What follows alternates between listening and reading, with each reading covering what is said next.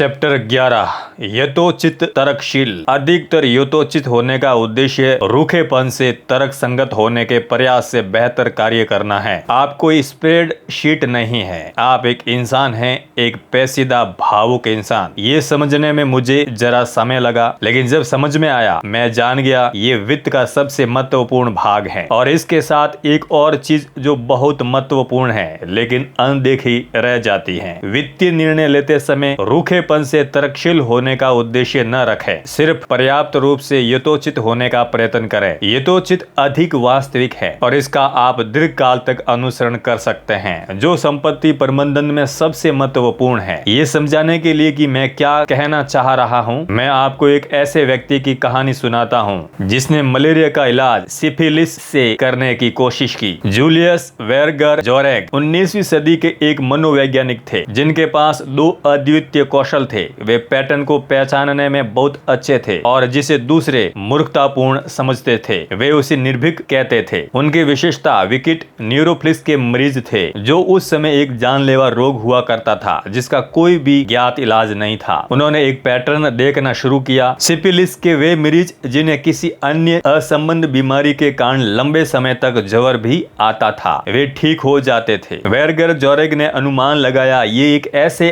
अंतर्ज्ञान के कारण है जो सदियों से हमारे आसपास रहा है, लेकिन जिसे डॉक्टर भली भांति समझ नहीं पाए। ज्वर शारीरिक संक्रमण से लड़ने में अहम भूमिका निभाता है, इसलिए वे इस तार्किक निष्कर्ष पर पहुंचे। 1900 के दशक की शुरुआत में वेर्गर जोरेग ने मरीजों को टाइफाइड, मलेरिया और चेचक के कम प्रबलता वाले इंजेक्शन देना शुरू कर दिया। उन्हें इतना तेज ज्वर आ सके जो उनके सिफिलिस को खत्म कर दे। ये उतना ही खतरनाक था जितना सुनाई पड़ता है। इस इलाज से उनके कुछ मरीजों की मृत्यु हो गई। अंततः वे मलेरिया के एक क्षीण रूप के इंजेक्शन का प्रयोग करने लगे, क्योंकि कुछ दिन के भयंकर ज्वर के बाद इसे किनिन से ठीक किया जा सकता था। कुछ दुखद त्रुटि विधि के बाद उनका परीक्षण काम करने लगा। वेर्गर जोरेग ने सूचित किया कि 10 में से 6 सिफिलिस मरीज मलेरियोथेरेपी से ठीक हो गए।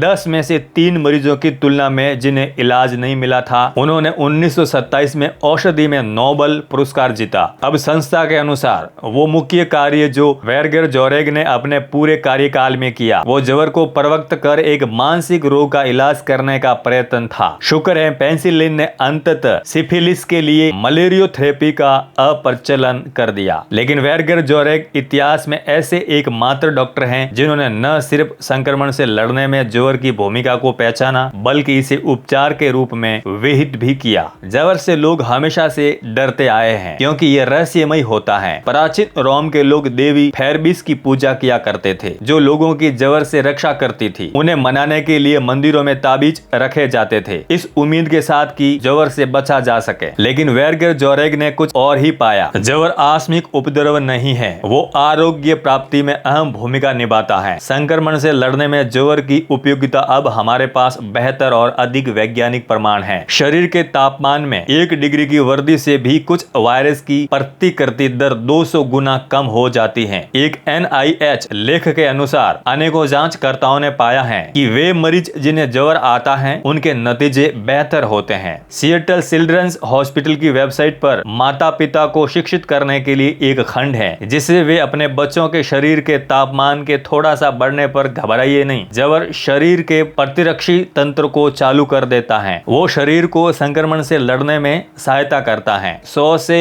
104 F तक का बुखार बीमार बच्चों के लिए अच्छा होता है, लेकिन यहाँ आकर वास्तविकता विज्ञान के आड़े आ जाती है। ज्वर को पूरे विश्व भर में खराब माना जाता है। टाइलेनॉल जैसी दवाइयां देकर ज्वर के आते ही उसे कम करने की कोशिश की जाती है। लाखों वर्षों की क्रमागत उन्नति की रक्षात्मक प्रतिक्रियाओं के बावजूद कोई भी माता पिता, मरीज, कुछ डॉक्टर और कोई भी दवाई की कंपनी ज्वर को दुर्गति के अलावा किसी और रूप में नहीं देखती, जिससे हर हाल में छुटकारा पाना जरूरी है। ये विचार ज्ञात विज्ञान के साथ मेल नहीं खाते। एक शोध बिल्कुल रुक्षक था। ICU में ज्वर का इलाज सामान्य है और संभवतः प्रमाण आधारित अभ्यास के बजाय हठ धर्मितता से संबंध रखता है। Centre for the history of medicine के निदेशक हार्वर्ड मार्कल ने एक बार ज्वर के भय के बारे में कहा था, ये सांस्कृतिक प्रथाएं हैं जो उतनी ही तेजी से फैलती हैं जितना उनके पीछे के संक्रमण रोग। ऐसा क्यों है? अगर ज्वर लाभदायक होता है, हम सार्वभौमिक रूप से उससे लड़ते क्यों हैं? मुझे नहीं लगता ये समझना जटिल है। ज्वर कष्टदायी होता है और लोग कष्ट नहीं झेलना चाहते, बस इतना ही। एक डॉक्टर का उद्देश्य सिर्फ बीमारी का इलाज करना नहीं होता, बल्कि मरीज के लिए जो यथोचित और सहनीय है उसकी सीमाओं के अनुसार बीमारी का इलाज करना होता है। संक्रमण का मुकाबला करने में ज्वर से थोड़ा लाभ मिल सकता है, लेकिन वो काफी तकलीफ भी पहुंचाता है, और मैं डॉक्टर के पास इसलिए जाता हूं कि ये तकलीफ कम हो। कंबल के अंदर ठिठुरते हुए मैं ऐसे किसी शोध की परवाह नहीं कर सकता। अगर आपके पास ऐसी कोई गोली है जो इस बुखार को कम कर सके तो फौरन दे दीजिए। अगर आपको कोई संक्रमण है तो ज्वर आने की इच्छा रखना तर्कशील हो सकता है, लेकिन यथोचित नहीं। इस तत्व ज्ञान तर्कशील होने के बजाय यथोचित होने का प्रयास करना कि संपत्ति संबंधी निर्णय लेते समय अधिक से अधिक लोगों को ध्यान में रखना चाहिए। शैक्षणिक वित्त गणितीय रूप से इष्टतम निवेश कार्य नीतियों को ढूंढने के लिए समर्पित है। मेरा अपना मत ये है कि वास्तविक संसार में लोगों को गणितीय रूप से इष्टतम कार्य नीति की आवश्यकता नहीं होती। उन्हें वो कार्य नीति चाहिए होती है जो उन्हें रात में चैन की नींद सोने दे। हैरी मार्कोविटिज ने जोखिम और प्रतिफल के बीच का गणितीय लेन देन खोजने के लिए नोबेल पुरस्कार जीता कि वे अपना खुद का पैसा कैसे निवेश करते थे, और उन्होंने 1950 में अपने पोर्टफोलियो के आवंटन को ऐसे वर्णन किया। जब उनके मॉडल पहली बार विकसित हुए थे, मैंने अपनी व्यथा की कल्पना की कि अगर स्टॉक मार्केट ऊपर जाए और मैं उसमें न रहूं, या फिर अगर वो बहुत ही अधिक नीचे चले जाए और मैं पूरी तरह से उसमें रहूं। मेरा लक्ष्य भविष्य में होने वाले पछतावे को कम करना था, इसलिए मैंने अपने अंशदान को बॉन्ड और इक्विटी में बराबर बांट दिया। मार्कोविटिज ने फलत मिश्रण में विविधता उत्पन्न करने अपनी निवेश कार्य नीति बदल दी। लेकिन यहाँ पर दो बातें महत्वपूर्ण हैं। पहली ये कि भविष्य में होने वाले पछतावे को कम करने को कागज पर तर्कसंगत ठहराना कठिन है, लेकिन वास्तविक जीवन में उचित ठहराना आसान है। एक तर्कशील निवेशक संख्यात्मक तथ्यों के आधार पर निर्णय लेता है। एक उचित निवेशक उन निर्णयों को कॉन्फ्रेंस कक्ष में उन सहकर्मियों से घिरे हुए लेता है जिनकी वो प्रशंसा जीतना चाहता है, उस जीवन साथी के साथ जिसे वो निराश नहीं करना चाहता, या फिर अपने रिश्तेदार, पड़ोसी या अपने खुद के संदेहों के रूप में मिलने वाले प्रतिद्वंदियों की आलोचना के विरुद्ध। निवेश का एक सामाजिक पहलू भी होता है जो सिर्फ वित्तीय लेंस के द्वारा देखने पर अनदेखा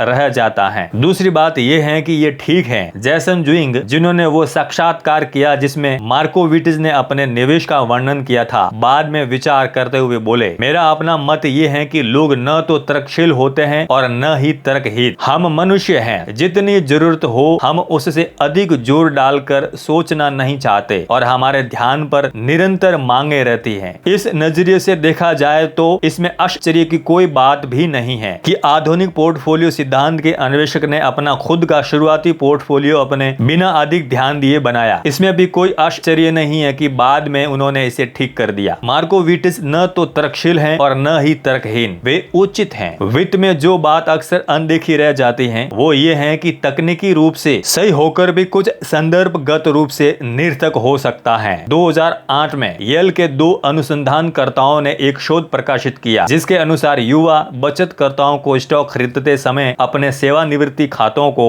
2 से 1 के मार्जिन से बढ़ाना चाहिए। अपनी संपत्ति के हर $1 के लिए $2 का ऋण। ये दर्शाता है कि उम्र बढ़ने के साथ साथ निवेशकों का ये लेवरेज कम होता जाता है, जिसके कारण एक युवा बचतकर्ता अधिक जोखिम उठा सकता है और मार्केट की भीषण उथल पुथल को झेल सकता है, और उम्र बढ़ने पर यह कम हो जाता है। अगर इस लाभ का इस्तेमाल करके भी आप युवा अवस्था में पूरी तरह से बर्बाद हो जाएं, यदि आप 2 में से 1 का मार्जिन लेकर चल रहे हैं तो मार्केट के 50% गिरावट आपके पास कुछ भी नहीं छोड़ेगी। शोधकर्ताओं ने दर्शाया कि फिर भी दीर्घकाल में बचतकर्ता अच्छा प्रदर्शन कर सकते हैं अगर वे बर्बाद होने के अगले ही दिन वापस उठ खड़े हो। योजना का अनुसरण करें और अपने 2 से 1 के खाते में बचत करते रहे। ये गणित कागज पर काम करता है, ये एक तर्कशील कार्य नीति है, लेकिन ये लगभग बेतुके रूप से अनुचित है। कोई भी सामान्य व्यक्ति अपने सेवानिवृत्ति खाते के पूरे 100% हवा में जाते देख इतना अप्रभावित नहीं रह सकता कि अडिग रूप से कार्य नीति का पालन करता रहे। वे शायद हार मान लेंगे या दूसरा विकल्प ढूंढेंगे और शायद अपने वित्तीय सलाहकार के विरुद्ध कार्रवाई करेंगे। अनुसंधानकर्ताओं निवेशकों ने तर्क दिया कि उनकी कार्य नीति का प्रयोग करते समय अपेक्षित सेवानिवृत्ति संपत्ति जीवन काल नीति की तुलना में 90% अधिक होगी। ये 100% कम उचित भी है। असल में अनुचित दिखने वाले निर्णयों का समर्थन करने का एक तर्कशील कारण है। ये रहा एक, मान लेते हैं आपको अपने निवेश से काफी लगाव है। ये कोई रूढ़िवादी सलाह नहीं है। ये कहना निवेशकों के लिए सम्मान के तमगे जैसा है कि वे अपने निवेश को लेकर भावनाहीन है, क्योंकि ये तर्क संगत प्रतीत होता है। लेकिन अगर अपनी कार्य नीति और स्टॉक को लेकर भावनाओं की कमी इस भावना को बढ़ाती है कि जब वे कठिन प्रतीत होंगे आप उनसे दूर हट जाएंगे, जो तर्कशील सोच जैसा दिख रहा है वे देनदारी बन जाएगा। उचित निवेशक जो अपनी तकनीकी रूप से त्रुटिपूर्ण कार्य नीतियों से लगाव रखते हैं, उनके पास ये लाभ होता है कि उनकी अपनी कार्य नीतियों के साथ टिके रहने की संभावना अधिक होती है। कुछ ऐसे वित्तीय परिवर्ती कारक भी हैं जो शुरुआती वर्षों में किसी कार्य नीति से प्रतिबद्धता की तुलना में कार्य निष्पादन से अधिक सहसंबंध होते हैं। दोनों कार्य निष्पाद की मात्रा और समय के अंतराल में उसे वश में करने की संभावना। ऐतिहासिक रूप से यूएस मार्केट में पैसा बनाने की संभावना एक दिन के अंतराल में 50-50%, एक वर्ष के अंतराल में 68% और 10 वर्षों के अंतराल में 88% और अब तक 20 वर्षों के अंतराल में 100% है। कुछ भी जो आपको इस खेल में बनाए रखें वो महत्वपूर्ण रूप से लाभदायक है। अगर आप वो करिए जो आपको पसंद हो, को एक खुशहाल जीवन की कुंजी के रूप में देखते हैं, तो ये एक खाली फॉर्च्यून कुकी की सलाह जैसा लगेगा। अगर आप इसे ऐसी चीज के तौर पर देखते हैं जो सफलता को आपकी ओर मोड़ने की संभावना के लिए आवश्यक स्थिरता प्रदान करें, आप देख पाते हैं कि ये एक आपकी वित्तीय कार्य नीति का सबसे महत्वपूर्ण भाग होना चाहिए। अगर आप एक ऐसी होनहार कंपनी में निवेश करते हैं जिनकी आपको कोई परवाह नहीं, जब सब अच्छा जा रहा हो तो आप लाभ उठा सकते हैं, लेकिन अगर अपरिहार्य रूप से पासा पलट जाए तो आप अचानक ऐसी कंपनी के कारण घाटा झेल रहे होंगे जिसमें आपको कोई दिलचस्पी नहीं। ये एक दोहरा बोझ है और सबसे कम प्रतिरोध का रास्ता ये है कि कुछ और चुनाया जाए। अगर आप इस कंपनी को लेकर शुरू से ही उत्साहपूर्ण हैं, आपको उनका मिशन, उत्पाद, टीम, विज्ञान या कुछ भी पसंद है, जब अपरिहार्य बुरा समय आएगा और आप पैसा गंवा रहे होंगे या कंपनी को सहायता की आवश्यकता होगी, कम से कम इस बात से काम चल जाएगा कि आप किसी अर्थपूर्ण उद्यम का भाग होने जैसा अनुभव करेंगे। ये ऐसा आवश्यक अभिप्रेरक हो सकता जो आपको हार मानकर दूसरी की ओर मोड़ने से रोकेगा। ऐसी और भी अन्य परिस्थितियां होती हैं जहां संपत्ति को लेकर तर्कशील होने के बजाय यथोचित होना ठीक है। एक सुप्रखेलित देशी पक्षपात है जिसके अनुसार लोग जिस देश में रहते हैं वहीं की कंपनियों में निवेश को वीरता देते हैं और पृथ्वी की बाकी 95% कंपनियों को अनदेखा कर देते हैं। ये तर्कशील नहीं है जब तक आप ये न सोचें कि निवेश का मतलब है अजनबियों को अपना पैसा देना है। अगर सुपरिचय आपको उन अजनबियों को समर्थन देते रहने के लिए वो पहला कदम लेने में सहायता करता है, ये यथोचित है। डे ट्रेडिंग और अलग अलग स्टॉक खरीदना अधिकतर निवेशकों के लिए तर्क संगत नहीं होता। संभावना भारी रूप से आपकी सफलता के विरुद्ध होती है, लेकिन ये दोनों छोटी मात्रा में यथोचित हैं। अगर ये आपकी चाह पूरी करके अन्य विविध निवेशकों को बनाए रखते हैं। निवेशक जोश ब्राउन, जो विविध निवेश का समर्थन करने के साथ साथ विविध निवेश रखते भी हैं, उन्होंने एक बार बताया कि वे क्यों अलग अलग स्टॉक का समूह रखते हैं। मैं अलग अलग स्टॉक ये सोचकर नहीं खरीदता कि मैं इससे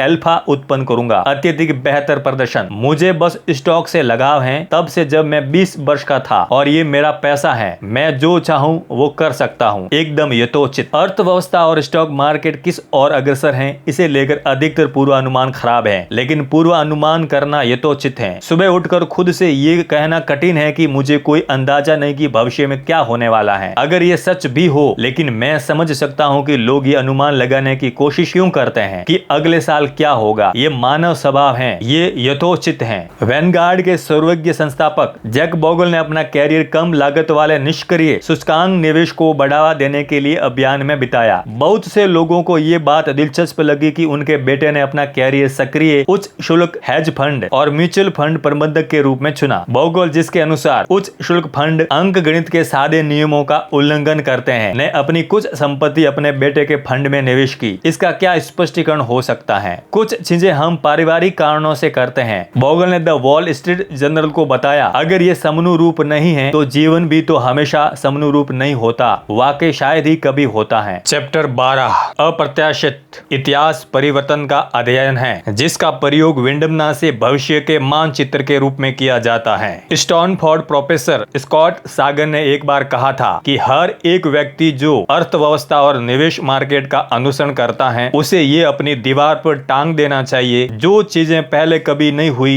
वे हमेशा होती रहती हैं। इतिहास मुख्यतः आश्चर्यजनक घटनाओं का अध्ययन है, लेकिन ये निवेशकों और अर्थशास्त्रियों द्वारा अक्सर भविष्य के एक अखंडनीय मार्गदर्शन के रूप में प्रयोग किया जाता है। क्या आप ये विडंबना देख पा रहे हैं? क्या आप ये समस्या देख पा रहे हैं? आर्थिक और निवेश संबंधी इतिहास को सराहना होशियारी की बात है। इतिहास हमें हमारी अपेक्षाओं को जांचने में और लोग कहाँ गलती करते हैं ये सीखने में सहायता करता है। साथ ही इतिहास हमें एक प्रारूप प्रदान करता है ये समझने के लिए कि क्या सही काम करता है, लेकिन किसी भी तरह से ये भविष्य का मानचित्र नहीं है। एक जाल जिसमें बहुत से निवेशक फंस जाते हैं उसे मैं इतिहासकारों को ईश्वर दूत समझने का भ्रम कहता हूँ। भविष्य की परिस्थितियों के लिए अतीत के डाटा पर अत्यधिक निर्भरता, वो भी एक ऐसे क्षेत्र में जहाँ नवीनीकरण और परिवर्तन उन्नति के संचालक है। आप ऐसा करने के लिए निवेशकों को दोष नहीं दे सकते। यदि आप निवेश को एक ठोस विज्ञान की तरह देखते हैं, इतिहास भविष्य के लिए आदर्श पथ प्रदर्शक होना चाहिए। भूवैज्ञानिक करोड़ों वर्ष पुराने ऐतिहासिक डेटा को देखकर पृथ्वी के व्यवहार के प्रतिरूप बना सकते हैं। अंतरिक्ष विज्ञान शास्त्री भी ऐसा कर सकते हैं और डॉक्टर भी, क्योंकि किडनी 2020 में भी वैसे ही काम करती है जैसे 1020 में किया करती थी। लेकिन निवेश का एक ठोस विज्ञान नहीं है। ये ऐसे लोगों का एक विशालकाय समूह है जो चीजों के बारे में सीमित जानकारी से त्रुटिपूर्ण निर्णय लेते हैं, जिसका उनके कल्याण पर बहुत बड़ा प्रभाव पड़ सकता है और ये होशियार लोगों को भी व्याकुल, लालची, असुरक्षित बना सकता है। महान भौतिक शास्त्री रिचर्ड फेनमैन ने एक बार कहा था, सोचिए भौतिक विज्ञान कितना कठिन होता यदि इलेक्ट्रॉन्स की भी भावनाएं होती और निवेशकों की भी भावनाएं होती, वो भी बहुत सी। इसलिए उन्होंने जो अतीत में किया उसके आधार पर यह अनुमान लगाना कठिन है कि वे आगे क्या करेंगे। अर्थशास्त्र की आधारशिला ही ये है कि चीजें समय के साथ बदलती रहती हैं, क्योंकि अदृश्य शक्ति को अच्छा या बुरा कुछ भी अनिश्चित काल तक चलते रहना पसंद नहीं है। एक बार निवेशक बिल बानर ने वर्णन किया कि मार्केट महाशय जैसे काम करता है। वो एक कैपिटलिज्म एक्ट वर्क का टी शर्ट पहने हैं और हाथ में एक हथौड़ा लिए हुए हैं। कुछ चीजें बहुत लंबे समय तक एक जैसी रहती हैं, जिसका मतलब ये है कि हम इतिहासकारों को ईश्वर दूत नहीं मान सकते। संपत्ति से संबंधित किसी भी चीज को सबसे महत्वपूर्ण संचालक वे कहानियां हैं जो लोग खुद को सुनाते हैं, और वे प्राथमिकताएं जो वस्तुओं और सेवाओं को देते हैं। ये चीजें हमेशा एक सी नहीं रहती। वे संस्कृति और पीढ़ी दर पीढ़ी बदलती रहती हैं। वे हमेशा बदलती रहती हैं और बदलती रहेगी। जब संपत्ति की बात आती है, हम अपने ऊपर जो दिमागी चाल चलते हैं वो उन लोगों की हद से अधिक प्रशंसा करना है जो हमसे पहले ये कर चुके हैं। कुछ विशेष घटनाओं का अनुभव करने का मतलब ये बिल्कुल नहीं है कि आप आगे क्या होने वाला है उसे जान सकते हैं। असल में शायद ही ऐसा कभी होता है, क्योंकि अनुभव पूर्वानुमान की योग्यता के बजाय अति विश्वास को जन्म दे देता है। निवेशक माइकल बेटनिक ने ये अच्छे से समझाया जब ये तर्क सामने आया कि कुछ निवेशक बढ़ती ब्याज दरों के लिए तैयार हैं, क्योंकि उन्होंने कभी इसका अनुभव नहीं किया है। बढ़ती ब्याज दरों का पिछला बड़ा अंतराल लगभग 40 वर्ष पहले हुआ था। माइकल बेटनिक ने कहा कि इससे कोई फर्क नहीं पड़ता, क्योंकि अतीत में जो हुआ उसका अनुभव या फिर अध्ययन भविष्य में ब्याज दर बढ़ने पर जो होगा उसका पथ प्रदर्शक नहीं हो सकता। तो क्या वर्तमान की बढ़ती दर पिछली बार की तरह दिखेगी या फिर उससे पहले की तरह? क्या विभिन्न संपत्ति वर्ग मिलता जुलता व्यवहार करेंगे, बिल्कुल एक जैसा, या फिर ठीक विपरीत? एक तरफ से वे लोग जो 1978, 2000 और 2008 की घटनाओं के बावजूद भी इस दौरान निवेश करते आए हैं, उन्होंने काफी विभिन्न मार्केटों का अनुभव किया है। दूसरी तरफ क्या ये संभव नहीं है कि ये अनुभव अति विश्वास को जन्म दे सकता है, या ये मानने से चूकना कि आप गलत हैं, या पिछले नतीजों पर अटके रहना? जब आप निवेश इतिहास का भविष्य में होने वाली घटनाओं के लिए हद से ज्यादा निर्भर करने लगते हैं, दो खतरनाक चीजें हो सकती हैं। नंबर एक, आप संभवतः उन बहिर्वर्ती घटनाओं पर ध्यान देने से चूक जाएंगे जो कांटे को सबसे अधिक घुमाती हैं। ऐतिहासिक डेटा में सबसे महत्वपूर्ण घटनाएं बहिर्वर्ती हैं, जो रिकॉर्ड तोड़ देने वाली घटनाएं हैं। यही घटनाएं हैं जो अर्थव्यवस्था और स्टॉक मार्केट में कांटे को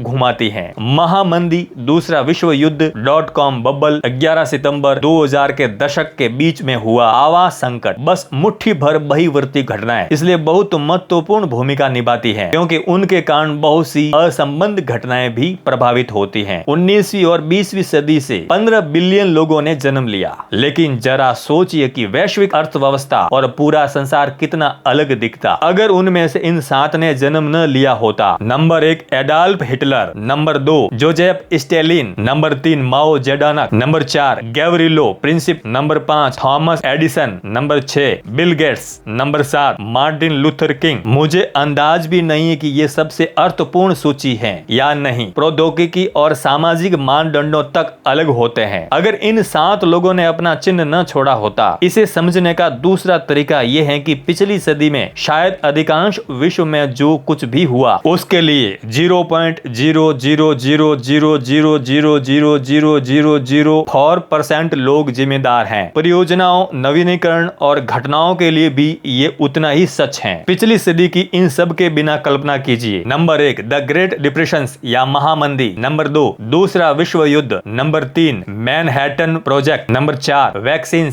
number 5 antibiotics, number 6 ARPANET, number 7 11 सितंबर, नंबर 8 सोवियत संघ का पतन। 20वीं सदी में कुल कितनी परियोजनाएं और घटनाएं हुई, बिलियन ट्रिलियन कौन कह सकता है, लेकिन मात्र इन 8 घटनाओं ने विश्व क्रम को अन्यों के मुकाबले कहीं अधिक मात्रा में प्रभावित किया। कुछ घटनाओं को कम आंकने का एक कारण ये है कि चीजें कैसे जमा हो जाती हैं, ये नजरअंदाज करना बहुत आसान है। उदाहरण के तौर पर कैसे 9/11 ने फेडरल रिजर्व को ब्याज दर कम करने के लिए प्रेरित किया, जिसने हाउसिंग बबल को संचालित करने में सहायता की, जिसके कारण आर्थिक संकट आया जो एक खराब रोजगार मार्केट का कारण बना, जिसने लाखों लोगों को कॉलेज शिक्षा प्राप्त करने के लिए प्रेरित किया, जो 1.6 ट्रिलियन डॉलर के स्टूडेंट लोन और जो 10.8% व्यक्तिक्रम दर का कारण बना। 19 अपहरणकर्ताओं को वर्तमान में स्टूडेंट लोन के बोझ से जोड़ना स्वाभाविक नहीं है, लेकिन जब विश्व कुछ एक बहिर्वर्ती पुच्छ घटनाओं से संचालित होता है तो यही होता है। किसी भी क्षण में वैश्विक अर्थव्यवस्था में जो अधिकांश रूप से हो रहा है उसे अतीत की कुछ मुट्ठी भर घटनाओं से जोड़ा जा सकता है, जिनका अनुमान लगाना लगभग असंभव था। आर्थिक इतिहास में सबसे अधिक पाया जाने वाला कथानक अप्रत्याशित घटनाओं की भूमिका है। अप्रत्याशित घटनाएं इसलिए नहीं घटती क्योंकि हमारे प्रतिमान गलत हैं या फिर हमारी बुद्धिमत्ता में कमी है। ऐसा इसलिए है कि एडोल्फ हिटलर के जन्म से 9 महीने पहले की उस शाम को उनके माता पिता के आपस में झगड़ने की संभावना उतनी ही थी जितनी गर्भ धारण करने की। प्रौद्योगिकी का अनुमान लगाना कठिन है क्योंकि बिल गेट्स की पोलियो से मृत्यु हो सकती थी। अगर जोनास सालक चिड़चिड़ेपन में वैक्सीन खोजने का काम छोड़ देते। स्टूडेंट लोन की वृद्धि का अनुमान हम इसलिए नहीं लगा पाए क्योंकि 9/11 के दिन एक एयरपोर्ट सुरक्षा गार्ड उस अपहरणकर्ता का चाकू जब्त कर सकता था। बस इतना ही। समस्या ये है कि जब हम अपने भविष्य के निवेश प्रतिफल के बारे में सोचते हैं, महामंदी और दूसरे विश्व युद्ध जैसी घटनाओं को हम निकृष्टतम परिणामों के बारे में अपने विचारों के पथ प्रदर्शक के रूप में इस्तेमाल करते हैं। लेकिन यह रिकॉर्ड बनाने वाली घटना जब हुई थी तो इनका कोई पूर्ववर्ती नहीं था। तो वे पूर्वानुमानकर्ता जो मानते हैं कि अतीत की सबसे खराब और सर्वश्रेष्ठ घटनाएं भविष्य की सबसे खराब और सर्वश्रेष्ठ घटनाओं से मेल खाएगी, वे इतिहास का अनुसरण नहीं कर रहे हैं।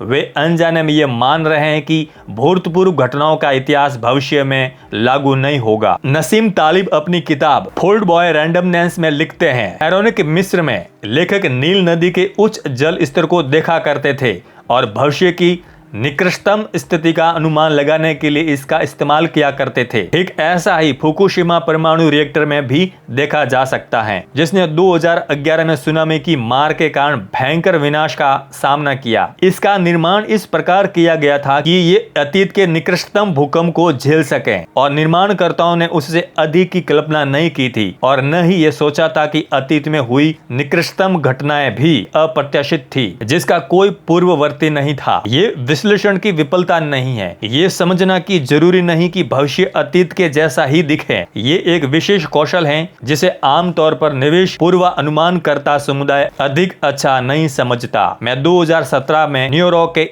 एक रात्रि भोज में गया। वहाँ डैनियल कहमैन से पूछा गया कि जब पूर्वानुमान गलत निकले तो निवेशकों को क्या करना चाहिए? उन्होंने कहा, जब भी हम किसी बात से आश्चर्यचकित होते हैं, तब भी जब हम ये मानते हो कि हमसे गलती हुई है, हम कहते हैं ओहो अब मैं ऐसी गलती फिर नहीं करूंगा। लेकिन वास्तव में जब हम कोई गलती करते हैं क्योंकि हम किसी चीज का अनुमान नहीं लगा पाए, तो जो सीख हमें लेनी चाहिए वो ये है कि संसार के बारे में अनुमान लगाना कठिन है। अप्रत्याशित घटनाओं से मिलने वाली सही सीख ये है कि संसार अप्रत्याशित है। ये नहीं कि हम अतीत की अप्रत्याशित घटनाओं को भविष्य की सीमाओं के पथ प्रदर्शक की तरह इस्तेमाल करें, बल्कि ये कि हम अतीत की अप्रत्याशित घटनाओं को ये स्वीकार करने के लिए इस्तेमाल करें कि हमें बिल्कुल अंदाजा नहीं है कि आगे क्या होगा। भविष्य की सबसे महत्वपूर्ण आर्थिक घटनाएं जो कांटे को सबसे ज्यादा घुमाएगी वे हैं जिनके बारे में इतिहास हमें कोई मार्गदर्शन नहीं देता। वे अभूतपूर्ण घटनाएं होगी। उनके अभूतपूर्ण स्वभाव का मतलब है कि हम उनके लिए पहले से तैयार नहीं होंगे, जो उन्हें प्रभावशाली बनाने का एक बड़ा कारण है। ये मंदी और युद्ध जैसी भयानक घटनाओं और नवीनीकरण जैसी महान घटनाओं दोनों के लिए सच है। मैं इस अनुमान को लेकर आश्वस्त हूँ क्योंकि इतिहास के हर मोड़ पर अगर कुछ अचूक रहा है तो वो ये है कि अप्रत्याशित घटनाएं कांटे को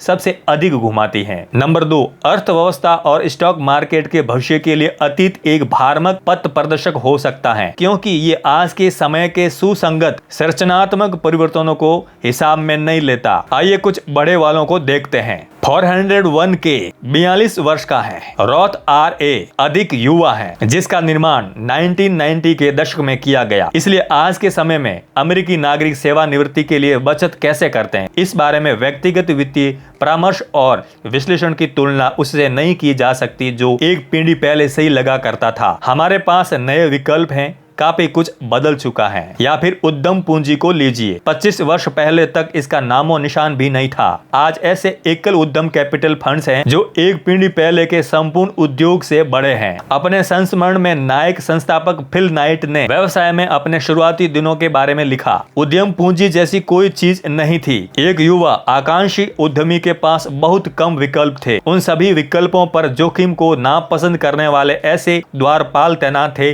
जिनकी कल्पना शक्ति शून्य थी। दूसरे शब्दों में बैंकर। इसका मतलब यह है कि स्टार्टअप किस प्रकार वित्त पोषित होते, इस बारे में कुछ दशकों पहले तक का ऐतिहासिक डेटा अब पुराना हो चुका है। निवेश चक्रों में स्टार्टअप विफलता दर के बारे में जो हम जानते हैं उसके पीछे सीखने के लिए इतिहास का एक सुदृढ़ आधार नहीं है, क्योंकि आज के समय में जिस प्रकार कंपनियां वित्त पोषित की जाती हैं वो एक नया ऐतिहासिक प्रतिमान है। या फिर सार्वजनिक मार्केट को लीजिए। S&P 500 ने 1976 तक वित्तीय स्टॉक सम्मिलित नहीं किए थे। अब वित्तीय स्टॉक सूचकांक का 16% है। प्रौद्योगिकी स्टॉक का 50 वर्ष पहले नामो निशान नहीं था। आज वे सूचकांक के 5वें हिस्से से अधिक हैं। समय के साथ लेखांकन नियम बदल चुके हैं, साथ ही प्रकटीकरण, लेखा परीक्षण और मार्केट द्रव्यता की मात्रा काफी कुछ बदल चुका है। यूएस की मंदियों के बीच का समय पिछले 150 वर्षों में नाटकीय रूप से बदल चुका है। मंदियों के बीच का औसत समय 2 वर्ष से शुरुआती 20वीं सदी के 5 वर्ष और पिछले 50 वर्षों में 8 वर्ष तक बढ़ चुका है। मेरे इस किताब को लिखने के समय ऐसा प्रतीत हो रहा है कि हम मंदी की ओर अग्रसर हैं। दिसंबर 2007 की पिछली मंदी से अब तक 12 वर्ष बीत चुके हैं। गृह युद्ध के पहले से अंत तक मंदियों के बीच में ये सबसे बड़ा अंतराल है। मंदियों के कम होने को लेकर अनेकों अवधारणाएं हैं। उनमें से एक ये है कि फेड व्यवसाय चक्र का प्रबंधन करने में बेहतर है या कम से कम उसे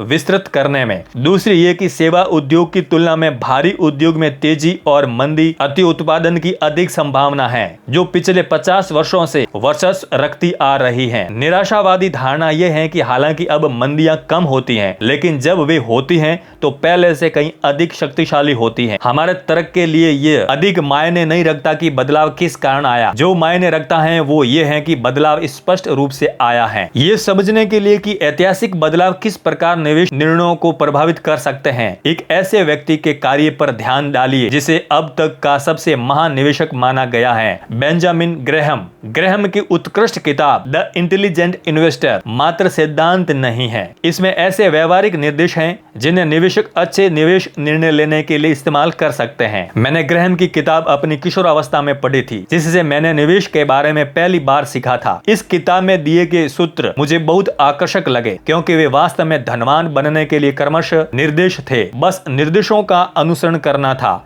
ये बहुत सरल प्रतीत होता था, लेकिन जब आप इन सूत्रों का प्रयोग करना आरंभ करते हैं, एक बात स्पष्ट हो जाती है कि इनमें से कुछ वाकई काम करते हैं। ग्रैहम ने उन स्टॉक को खरीदने का समर्थन किया जो अपनी शुद्ध कार्यशील पूंजी से कम के लिए ट्रेडिंग कर रहे थे। मूलतः बैंक का नकद बिना किसी ऋण के। ये बहुत बढ़िया सुनाई पड़ता है, लेकिन आज के समय में कुछ ही स्टॉक हैं जो इतनी सस्ती ट्रेडिंग करते हैं, सिवाय एक पेनी स्टॉक है जिस पर धोखाधड़ी का आरोप लगा हो। ग्रैहम का एक मापदंड कहता है कि रूढ़िवादी निवेशकों को उन स्टॉक से बचना चाहिए जो पुस्तक मूल्य के 1.5 मूल्य से अधिक की ट्रेडिंग कर रहे हो। अगर आपने पिछले दशक में इस नियम का अनुसरण किया होता तो आपके पास सिवाय बीमा और बैंक स्टॉक के अलावा कुछ न होता। ये किसी भी संसार में उचित नहीं है। द इंटेलिजेंट इन्वेस्टर हमेशा की सबसे महानतम निवेश संबंधी किताबों में से एक है, लेकिन मैं ऐसे एक भी निवेशक को नहीं जानता जिसने ग्रैहम के प्रकाशित सूत्रों को कार्यान्वित कर सफलता पाई हो। ये किताब बुद्धिमत्ता से भरपूर है, शायद आज तक प्रकाशित किसी भी अन्य निवेश संबंधी किताब से अधिक। लेकिन एक कैसे कैसे गाइड के रूप में ये किताब शंकास्पद है।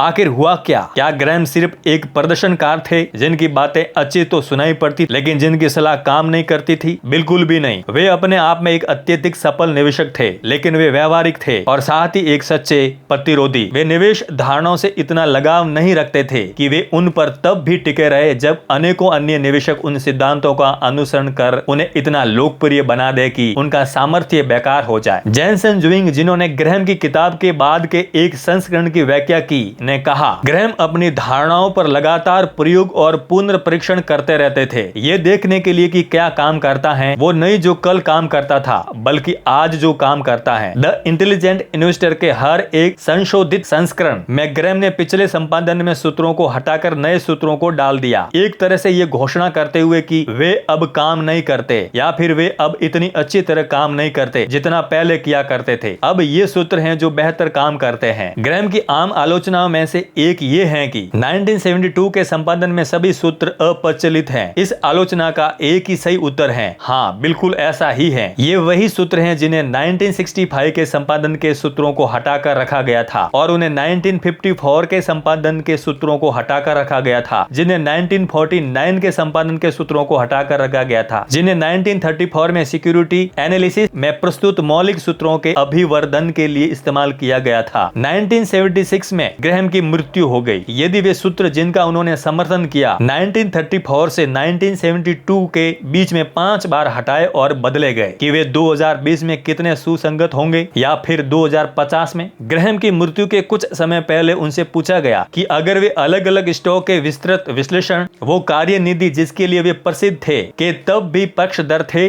उन्होंने उत्तर दिया, आमतौर पर नहीं। बेहतर मूल्य के अवसर तलाशने के लिए मैं सुरक्षा विश्लेषण की विस्तृत तकनीकों का अब पक्षधर नहीं हूँ। ऐसा कहा जा सकता है कि 40 वर्ष पहले ये एक लाभदायक काम था जब हमारी पाठ्य पुस्तक पहली बार प्रकाशित हुई, लेकिन तब से लेकर अब तक परिस्थिति बहुत बदल चुकी है। जो बदला वो ये था, अवसर बढ़ने के साथ साथ प्रतिस्पर्धा में भी वृद्धि हुई। प्रौद्योगिकी ने जानकारी को अधिक सुगम बना दिया और जैसे जैसे अर्थव्यवस्था औद्योगिक क्षेत्र से प्रौद्योगिकी क्षेत्र की ओर बढ़ती गई, उद्योग बदल गए, क्योंकि दोनों ही क्षेत्रों में व्यावसायिक चक्र और पूंजी उपयोग अलग अलग होते हैं। काफी कुछ बदल चुका है। निवेश इतिहास की एक दिलचस्प विचित्रता यह है कि जितना ज्यादा पीछे आप देखेंगे, उतना ही अधिक आप एक ऐसे संसार को देख रहे होंगे जो आज के समय में बिल्कुल लागू नहीं होता। कई निवेशक और अर्थशास्त्री ये सोचकर राहत महसूस करते हैं कि उनके पूर्वानुमान दशकों बल्कि सदियों के डेटा के आधार पर किए गए हैं, लेकिन चूंकि अर्थव्यवस्थाएं बदलती रहती हैं, हाल ही का इतिहास अक्सर भविष्य का सर्वश्रेष्ठ पथ प्रदर्शक होता है, क्योंकि इसमें ऐसी महत्वपूर्ण परिस्थितियों को शामिल करने की अधिक संभावना होती है जो भविष्य के अनुरूप हो। निवेश में एक आम कहावत है जिसे मजाक के तौर पर कुछ यूं कहा जाता है कि इस बार बात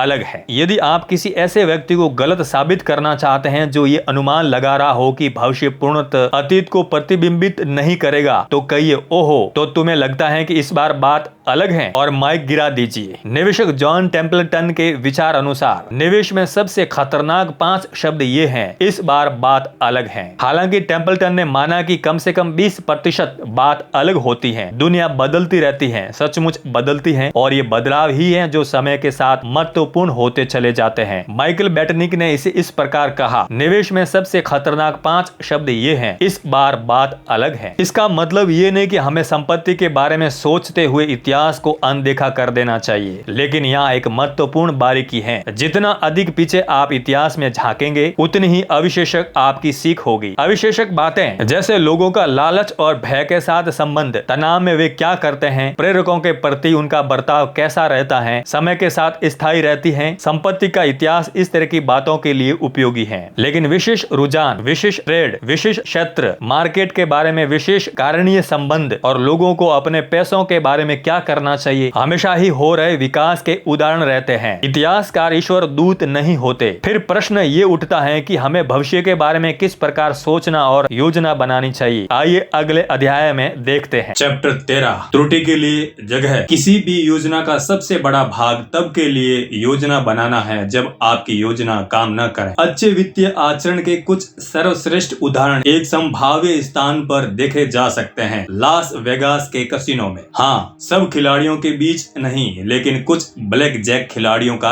एक छोटा सा समूह जो कार्ड गिनने का अभ्यास करते हैं, साधारण लोगों को संपत्ति के प्रबंध के बारे में कुछ असाधारण रूप से महत्वपूर्ण बात सिखा सकते हैं। त्रुटि के स्थान का महत्व। ब्लैक जैक कार्ड की गिनती के मूल सिद्धांत सरल हैं। नंबर 1, कोई भी निश्चित रूप से नहीं जानता कि डीलर कौन सा कार्ड निकालेगा। नंबर 2, लेकिन इस बात पर निगाह रखने से कि कौन से कार्ड निकाले जा चुके हैं, आप ये अंदाजा लगा सकते हैं कि डेक में कौन कौन से कार्ड बचे होंगे। नंबर 3, ऐसा करने से आपको किसी कार्ड के निकाले जाने के संयोगानुपात का पता चल सकता है। एक खिलाड़ी के रूप में आप तब अधिक बाजी लगाते हैं जब आप जो कार्ड पाना चाहते हैं उसे पाने का संयोगानुपात आपके पक्ष में हो, और तब कम जब ये संयोगानुपात आपके विरुद्ध हो। ये कैसे किया जा सकता है, उसकी प्रक्रिया यहाँ मायने नहीं रखती। मायने ये रखता है कि ब्लैक जैक कार्ड गिनने वाला ये जानता है कि वे संयोगानुपात का खेल खेल रहे हैं, न कि निश्चितता का। किसी भी बाजी में वे सोचते हैं कि उनके सही होने की संभावना है, लेकिन साथ ही ये भी जानते हैं कि वे गलत भी हो सकते हैं। उनका पेशा देखा जाए तो ये अजीब लग सकता है, लेकिन उनकी कार्यनीति पूर्णतः विनम्रता पर निर्भर करती है। इस बात की विनम्रता की वे नहीं जानते और नहीं जान सकते कि आगे क्या होने वाला है, तो वे इसी हिसाब से खेलते हैं। कार्ड की गिनती का तरीका काम करता है क्योंकि ये संभावना को थोड़ा सा हाउस के खिलाड़ी की ओर झुका देता है, लेकिन जब संयोगानुपात आपके पक्ष में लगे और आप भारी रूप से बाजी लगाएं, और अगर आप गलत निकलें, आप इतना पैसा हार जाएंगे कि आपके पास खेलते रहने के लिए भी पैसा नहीं बचेगा। ऐसा कोई भी क्षण नहीं होता जब आप इतने सही हो कि आप अपने सामने रखी हर एक चिप दांव पर लगा दें। दुनिया किसी के लिए भी इतनी मेहरबान नहीं होती, कम से कम सम्मान रूप से तो नहीं। आपको स्वयं को त्रुटि के लिए स्थान देना जरूरी है। आपको तब के लिए योजना बनानी है जब आपकी योजना काम न करे। ब्रिंगिंग डाउन द हाउस किताब में एक सफल कार्ड गिरने वाले की भूमिका में चिंतित केविन लुइस ने इस सिद्धांत के बारे में और अधिक लिखा। हालांकि आंकड़े की दृष्टि से देखा जाए तो ये सिद्ध होता है कि कार्ड की गिनती काम करती है, लेकिन ये इस बात की गारंटी नहीं देती कि आप हर बाजी जीतेंगे। कसिनो की हर शहर तो रहने ही दें, हम इस बात पर ध्यान रखना चाहते हैं कि हमारे पास बदकिस्मती की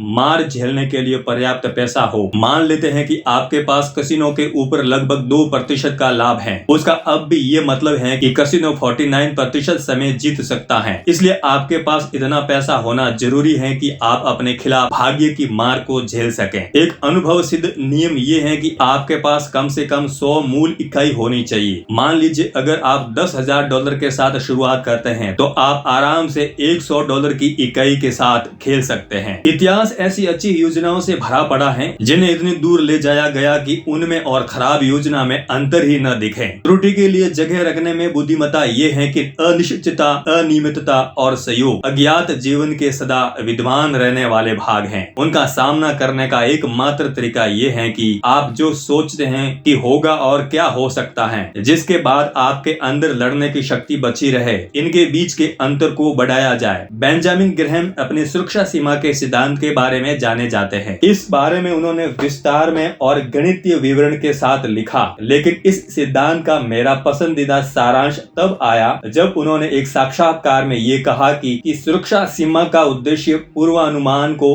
अनावश्यक करना है। इस सरल से कथन में कितनी शक्ति है ये और अधिक नहीं कहा जा सकता। सुरक्षा सीमा, आप इसे त्रुटि के लिए स्थान या अतिरिक्तता को भी कह सकते हैं। ऐसे संसार में सुरक्षित रूप से आगे बढ़ते रहने का एकमात्र तरीका है जो संभावनाओं से चलता है, निश्चितता से नहीं। और संपत्ति से संबंधित लगभग सब कुछ इसी संसार में पाया जाता है। सुनिश्चितता के साथ पूर्वानुमान करना कठिन है। कार्ड की गिनती करने वाला ये स्पष्ट रूप से जानता है, क्योंकि कोई भी संभव रूप से नहीं जान सकता कि एक फेंटे हुए डेक में कोई कार्ड कहां पर होगा। ये उन लोगों के लिए इतना स्पष्ट नहीं है जो कुछ ऐसे सवाल पूछते हैं, अगले 10 वर्षों में स्टॉक मार्केट का औसत वार्षिक प्रतिफल कितना होगा, या मैं किस तारीख पर सेवानिवृत्त हो जाऊंगा। लेकिन मूल रूप से ये दोनों एक ही जैसे ही हैं। हम बस इतना कर सकते हैं कि संभावनाओं के बारे में सोचें। ग्रहण की सुरक्षा सीमा एक सरल सा सुझाव है कि हमें संसार में श्वेत और श्याम, भविष्यवचनीय या जुआ के रूप में देखने की आवश्यकता नहीं है। लेकिन लोग संपत्ति के साथ जो भी करते हैं उसमें त्रुटि के स्थान की आवश्यकता को कम आंकते हैं। स्टॉक विश्लेषक अपने ग्राहकों को मूल सीमा के बजाय मूल लक्ष्य देते हैं। आर्थिक पूर्वानुमान करता सटीक आंकड़ों का अनुमान लगाते हैं, व्यापक संभावनाओं का नहीं। वो पंडित जो अधिक निश्चितता की बातें करता है, उसके अनुयायियों की संख्या कहीं अधिक होगी, बजाय उसके कि जो ये कहें कि हम निश्चित रूप से नहीं जान सकते, या फिर जो संभावनाओं की बात करें। हम हर प्रकार के वित्तीय उद्यम में ऐसा करते हैं, विशेषतः उनमें जो हमारे खुद के निर्णयों से संबंधित हो।